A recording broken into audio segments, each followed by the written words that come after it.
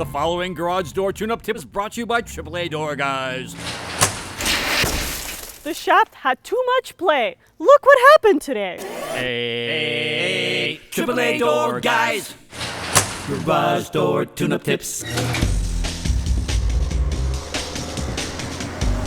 I'm AAA Chuck, your AAA door guy. Tip number 10. Shaft and bearings. The top is the shaft. Oh, really?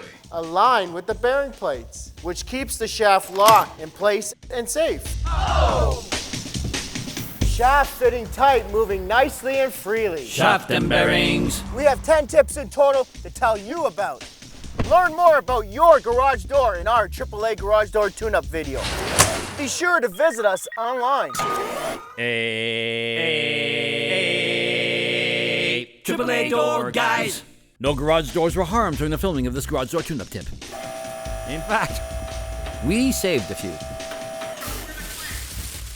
Garage Door Tune-Up Tip Series. This is of an article that I was reading one day, and it really touched me. Neglect your